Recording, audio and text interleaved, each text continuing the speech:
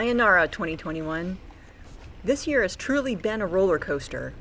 Sometimes the fun kind, and sometimes the kind where you can't wait for it to end.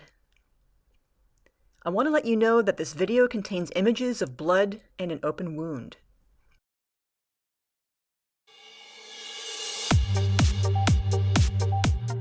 We started the year with a trip to the town of Hurricane. We found a great Airbnb near the Smithsonian Butte, smack dab in the middle of several bucket list rides. We discovered what happens when desert dirt gets wet when we got caught in a rainstorm out on Wire Mesa. It made for a memorable day, but what a hassle. It took hours to clean the cement-like mud off of our bikes.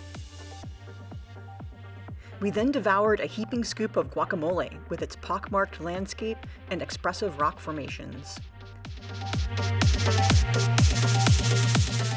A playground of undulating stone, it was my favorite ride of the trip.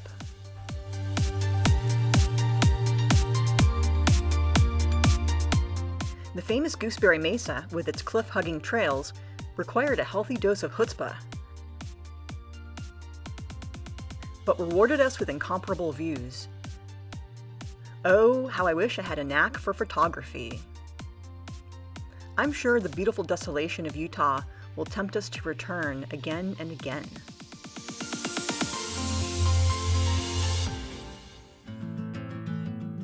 Once March rolled around, I had become obsessed. Remember last year when I said I wanted to make a video about Skyline Wilderness Park? Like many people, I was intrigued by these mysterious remains of human activity.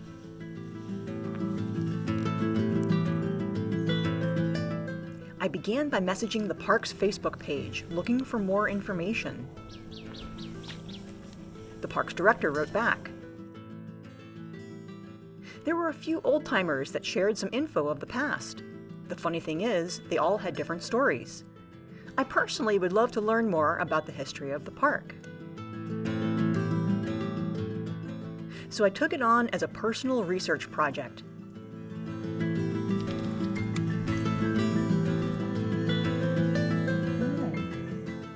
Well, what started as one video turned into two, and then into three. What many people don't know is that the park once belonged to Napa's historic insane asylum. If you'd like to learn more, please check out the series.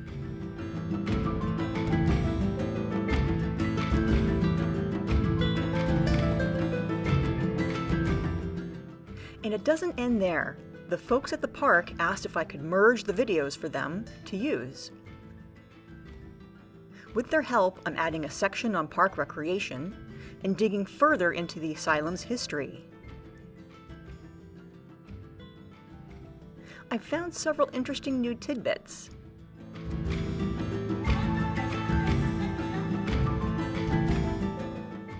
Plus a document that contradicts one of the building identifications in the videos.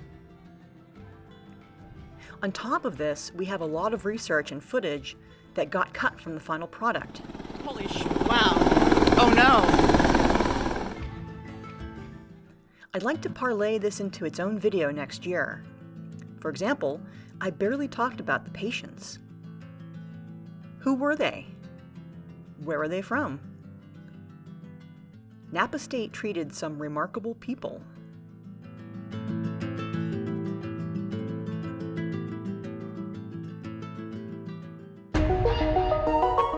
In August, Mickey joined a Chasing Epic trip in Salida, Colorado.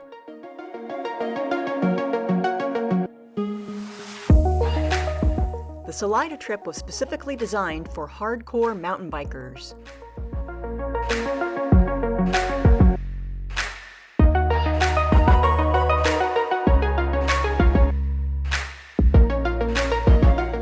Their group of 8 went on a guided trek through the Monarch Crest area, with a grueling riding schedule involving very technical trails.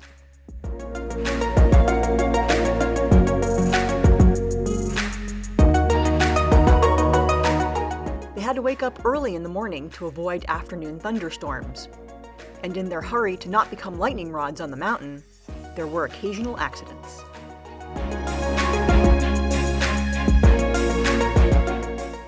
When his trip was finished, I flew out and we visited Breckenridge for a few days. We hit the West Ridge Trail with a Colorado Adventure guide and practiced our bike skills at Winter Park Bike Park. We capped the trip off with a challenging climb up Copper Mountain, a high alpine ride that was breathtaking in both senses of the word. Finally, in October, we took what would turn out to be the last mountain biking trip of the year, for me, Downieville. We wanted to ride the official Tower to Town route, start at Packer Saddle, ascend to the Sierra Buttes Watchtower, and then take Gold Valley Rim to Big Boulder. We fueled up in Sierra City and drove to Packer Saddle. The first leg was the ascent to the tower.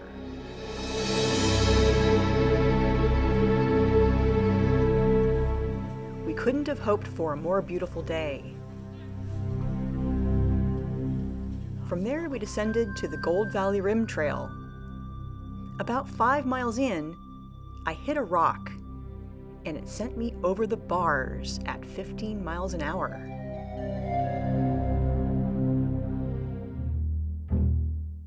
My right elbow took most of the impact. It swelled up and bled out of this gash. It wasn't all that painful, but I was afraid to move my arm because that made it bleed. A lot. I was so thankful to have this man with me. My husband Mickey has endured many injuries over the years, both from his racing hobby and mountain biking. 44. I know bone pain. Consequently, he packs medical supplies on bike trips. Ibuprofen, iodine swabs, bandages, tape, and even a personal locator beacon, which I gave him for Christmas last year. We didn't use it because this didn't feel like an emergency. Mickey gently treated my wound, and we decided to extract ourselves from the area. I tucked my arm into a strap of my Camelback to keep it still, and we walked our bikes about 2 miles back along the trail to a dirt road. Along the way, I soaked another 3 of these. It took an hour for Mickey to retrieve the car and drive us out on this horrible road. We then had to drive from Sierra City to a Kaiser Hospital in Roseville. A total of 6 hours after the accident, we finally arrived at the ER. According to the x-rays, my elbow was fractured, and there was this huge-looking displacement. The triceps attaches back here. Perhaps it contracted and pulled this piece off to one side. Looking back at this photo, now the injury seems obvious. Just look at that bulge. The gash in my arm, it appears here. I was sliced open by a bone fragment. Maybe it was this nice sharp piece here. So technically I had an open fracture. That meant several days of antibiotics on an IV drip. Another trippy thing about this x-ray are these dark lines. Those are air bubbles that enter the tissue through the gash. I had surgery the next morning, and as you can see, I'm now chock full of hardware. After 3 days, they sent me home in a splint. It was when I got home that we noticed this lovely little bruise. It's from my steering stem. I thought there was a cast in my future, but to my surprise, they removed the splint only 2 weeks out and sent me home with a naked arm.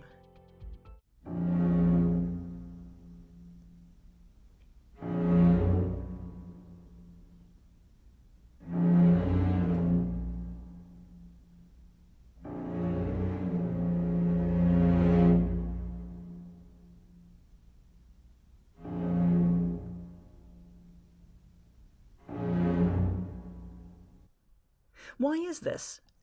Well, the elbow is a tightly structured joint with a lot of ligaments. You need to get it moving ASAP so it doesn't freeze up. Pushing on it, pulling on it, sometimes even lying on top of it. Anything to break up the scar tissue and get it moving again.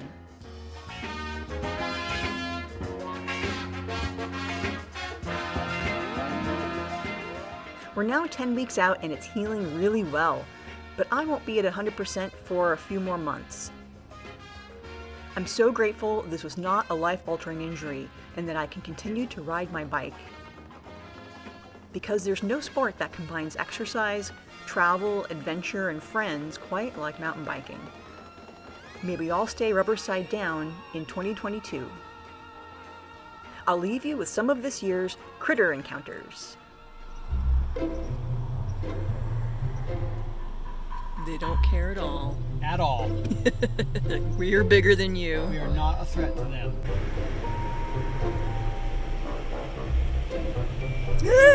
Yikes! Oh gosh. Why do you have a bird in your hand? Now it's either knocked silly or... Oh. Better bring it outside before it comes to. Yeah.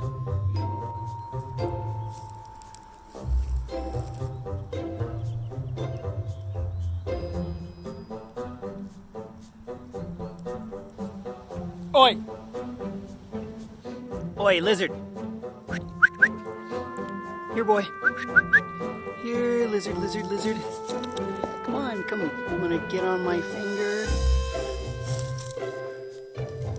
Come on, get on my finger.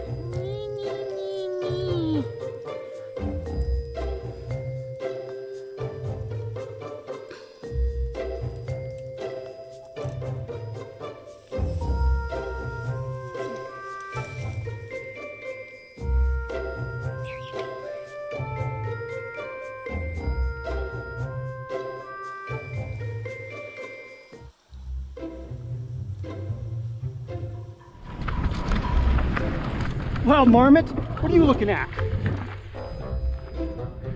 Just chewing? Beware, Marmot. Go ahead. Ready? Ready.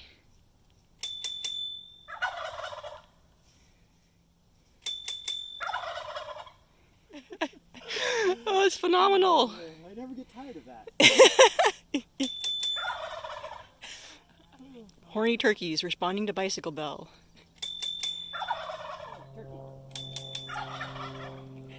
Stop making me gobble. Gobble. Let's gobble. Hell. They're so turned on by you. Stop. No gobble. Must be 3. Only 3 rings sets them off.